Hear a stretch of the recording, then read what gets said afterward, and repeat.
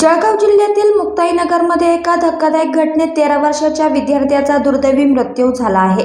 चैतन्य मराठे असं मृत विद्यार्थ्याचे नाव असून तो शाळेत जेवणाच्या सुट्टीत खेळत असताना चक्कर येऊन कोसळला। त्यानंतर चैतन्याचा जागेवरच मृत्यू झाला।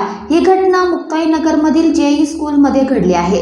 चिमुकल्या विद्यार्थ्याचा आकस्मिक मृत्यू झाल्यामुळे परिसरात शोककळा पसरली आहे। याबाबतची सविस्तर माहिती अशी की चैतन्य शंकर मराठे वय 13 मुंडोलते येथे राहायचा। तो नेहमीप्रमाणे शाळेत गेला होता।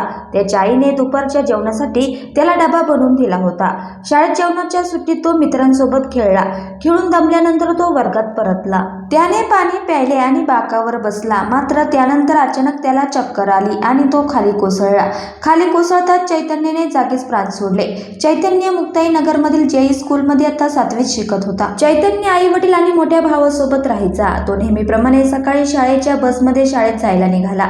मधल्या सुट्टीत जेवण करत असताना त्याची तब्येत बिघडली। तो बाकावर कोसळला आणि त्याचा मृत्यू झाला। शाळेने तातडीने त्याच्या कुटुंबियांना या घटनेची माहिती दिली। शाळेच्या मुख्याध्यापकांनी त्याला तात्काळ एका खासगी रुग्णालयात नेले। डॉक्टरांनी तपासणी करून त्याला मृत घोषित केले। दरम्यान चैतन्यबाबतची ही दुर्दैवी बातमी कळताच त्याचे कुटुंबीय आणि नातेवाईकांनी दवाखान्यात धाव घेतली। आपल्या मुलाला गमावल्याचे लक्षात येताच त्याच्या आईवडिलांनी प्रचंड आक्रोश केला। चैतन्याच्या आईवडिलांचा आक्रोश पाहून रुग्णालयातील सर्वच जण सुन्न झाल्याचे पाहायला मिळाले।